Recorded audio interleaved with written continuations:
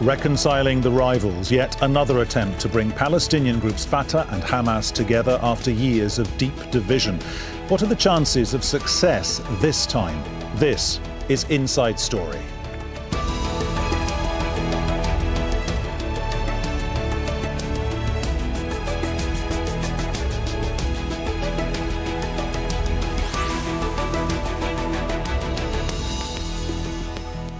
Hello and welcome to the programme with me, Peter Dobbie. They are the most powerful faces of Palestinian nationalism, but they don't see eye to eye. Almost 10 years of talks to try and breach the differences between Hamas and Fatah have failed. They're meeting yet again for mediated talks here in Qatar to try and resolve their differences. The two have been at odds since 2006, when Hamas won parliamentary elections. It then forcibly took control of Gaza after battling with security units loyal to Fatah. Now, though, political expediency might just bring the two together to present a united front against Israeli occupation. Ordinary Palestinians, both in Gaza and also in the West Bank, are increasingly frustrated with their leadership.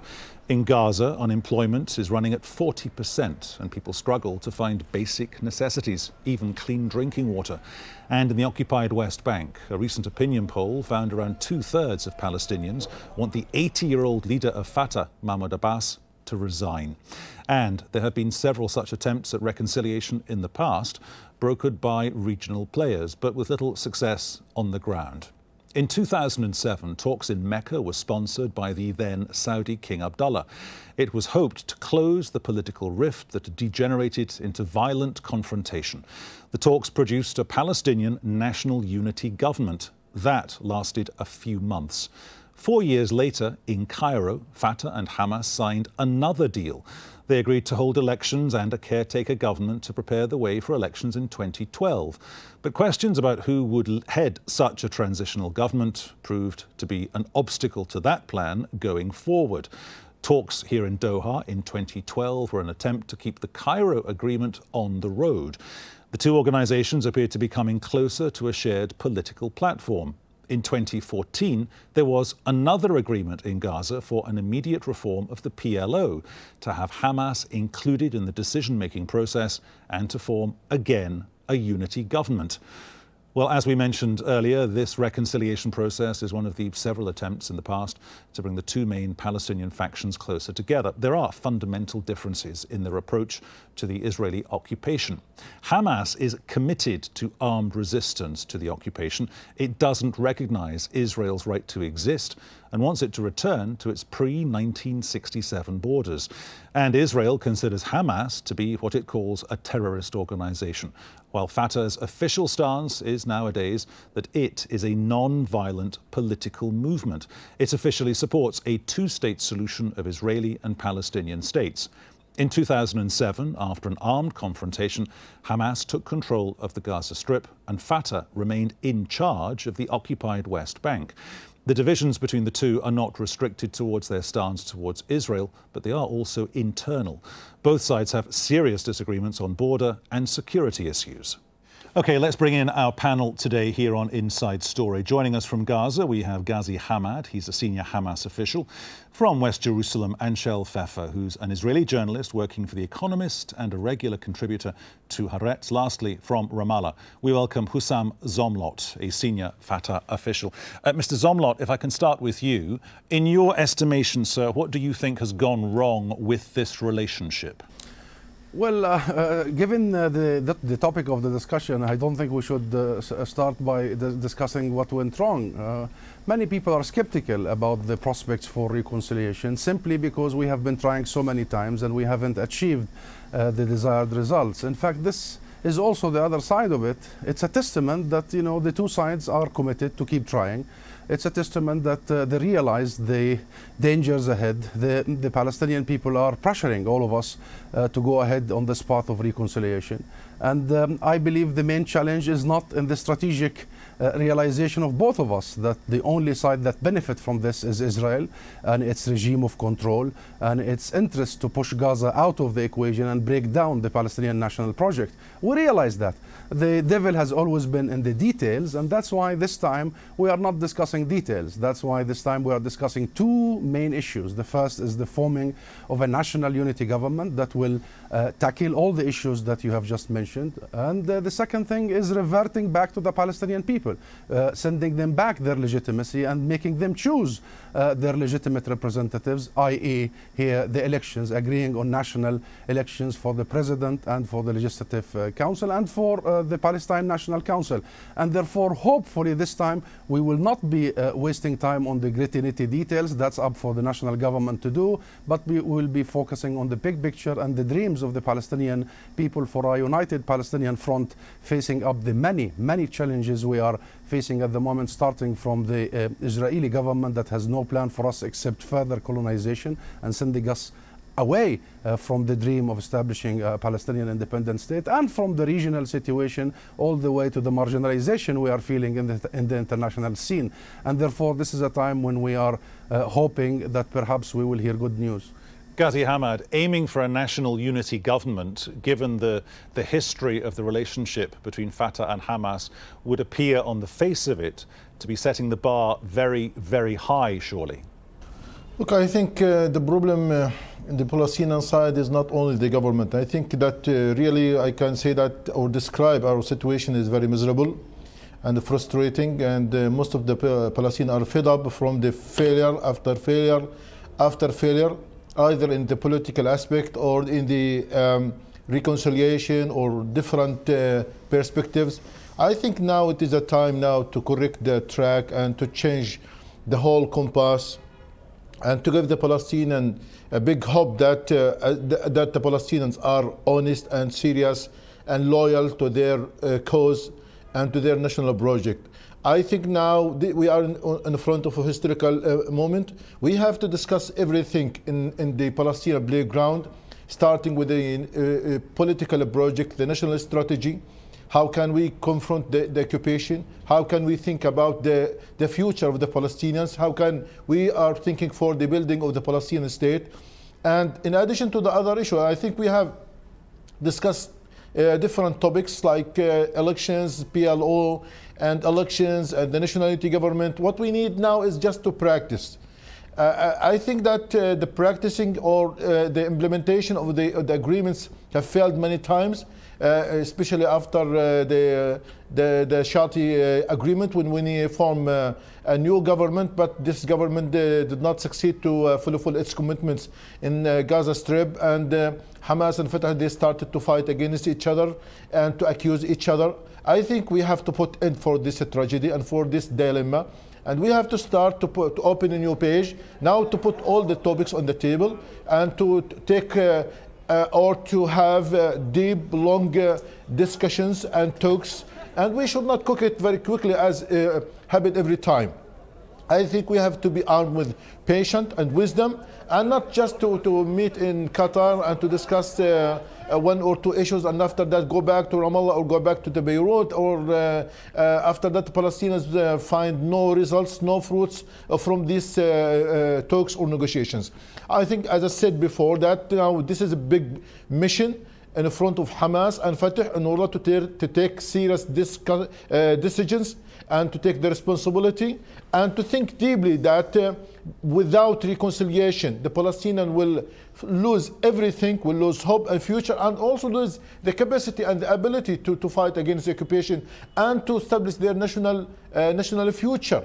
So I think now it is a bigger challenge for both of them. Okay. In spite, I can say that I'm still upset. I'm not optimistic. I hope and to be optimistic in order to see that everything is going okay. But really, I'm not so optimistic from the talks and negotiation and from the preparing for the talks in Doha. Okay, Anshel Pfeffer in West Jerusalem. So serious decisions have to be taken. The Palestinians, both our other guests are saying the same thing. The people of Palestine want movement. What are those serious decisions in your reading of these talks that have to be taken, or concessions perhaps that have to be made? Well, I think that this obviously is an internal Palestinian issue. The question of whether the two Palestinian leaderships of Hamas and Fatah can reconciliate and can form their unity government is obviously a question for the Palestinians.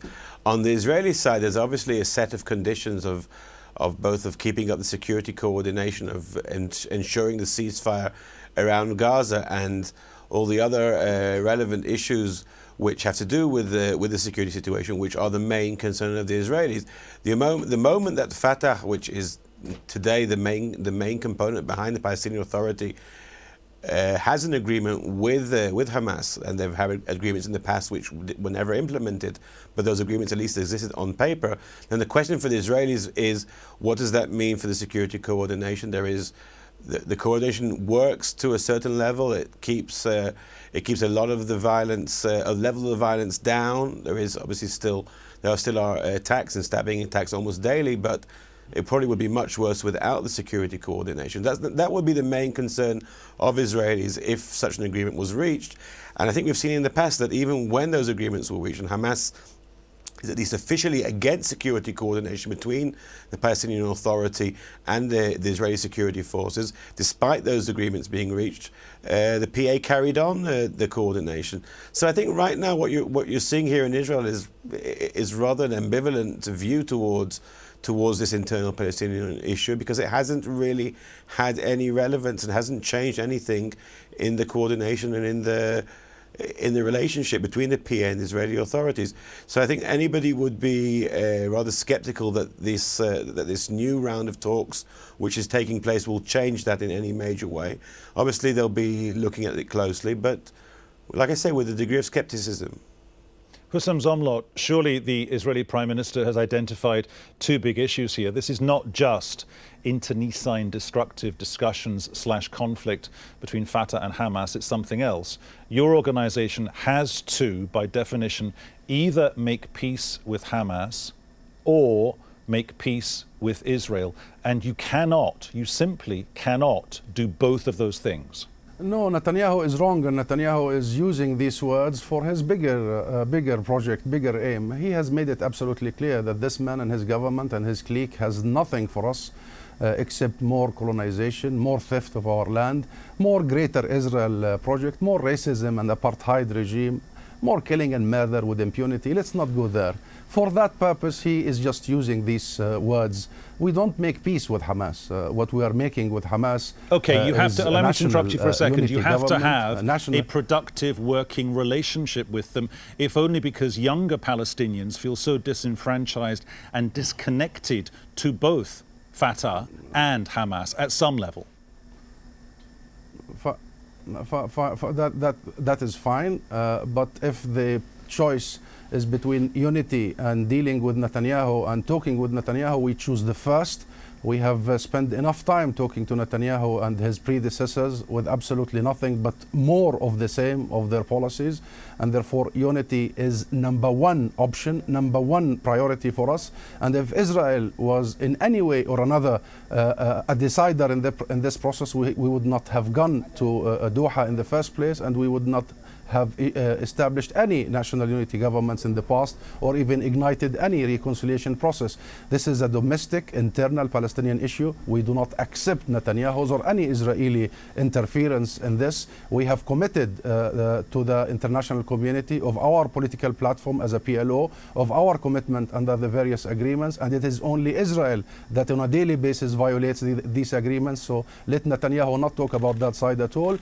I can assure you on behalf of Fatah that unity and establishing a functioning Palestinian political system and reverting to our people and renewing our legitimacy and our democracy is our number one priority. Okay. I would like to go back to what my good friend Ghazi Hamad Can I just interrupt earlier, again one more time and just kind of interpret what you're saying and turn that around to Ghazi Hamad? If we're talking specifics here, has the time now come for Hamas to stop doing the thing that historically it's done for a long time now, which is two streams to this. Stream number one, stop taunting Fatah when it comes to what you perceive as their reluctance to hold elections, and also get around that antagonism, if you will, and concentrate on a positive, this idea of elections, this idea of a unity government, and also the idea that Mahmoud Abbas has just been there for too long. His tenure in office should have expired in 2009. We have a lot of troubles and problems with Fatah, but we think we are still, when people, we still are still brothers. and I think we need to listen to each other. I think there is. I don't deny that there is a big gap between Hamas and Fatah. They don't understand each other till now. Everyone speaks with different language. So I think we are facing many difficulties and many obstacles in our way. I think Hamas is not in a comfortable way in Gaza, and I think the President Abbas also, when he now is facing a failure of the political future and political compromise with Israel, and he feels that he has nothing to do now with Israel because everything is blocked.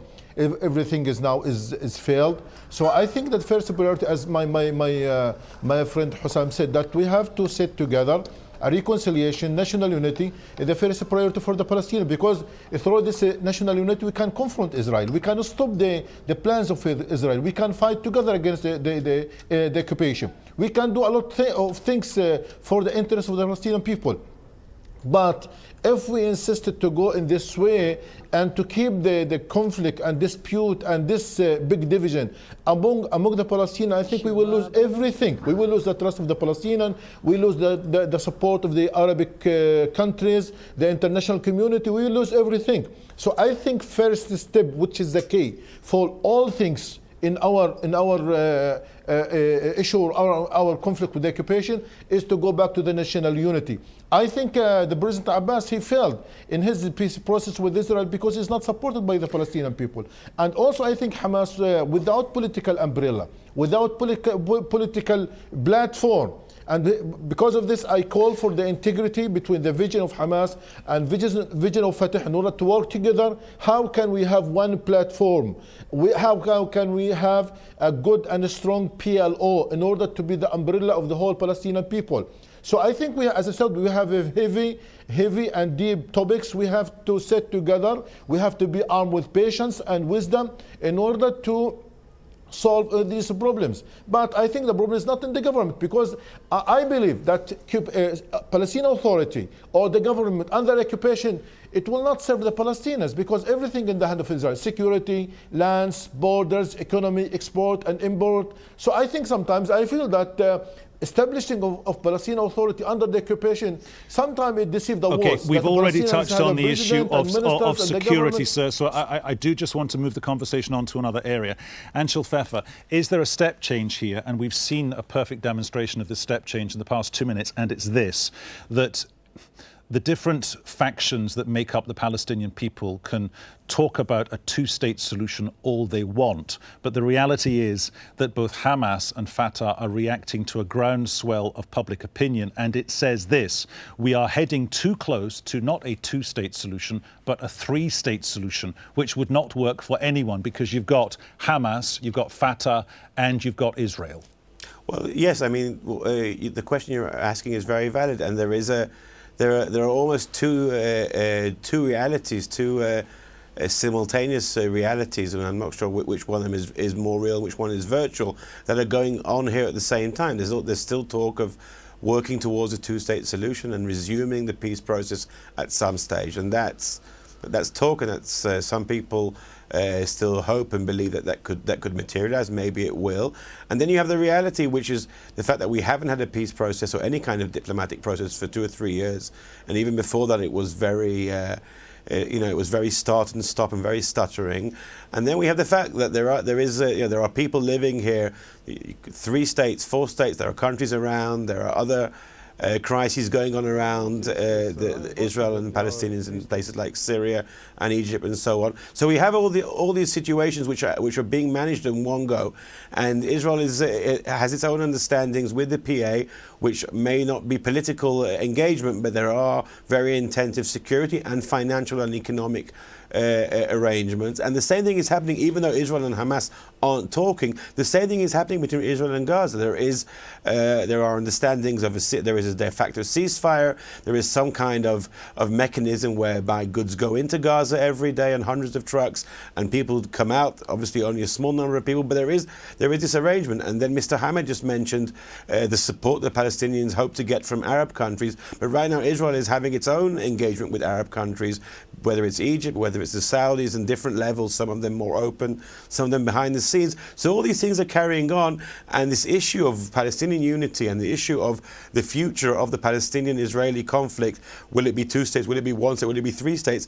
These things are all seem rather artificial right now, because people are living their lives in whatever situation they are, and obviously in Gaza the situation is much, is a dire situation. In the West Bank it's not so great, and people in Israel perhaps are living in a better way, but there is a wave of terror and of Palestinians stabbing Israelis every day. So somehow we're managing all these crises while other crises are carrying on. That's the real life. Husam Zomlot, if I can just come to you in Ramallah for the next minute or so, between the Palestinians. I mean, it sounds very artificial.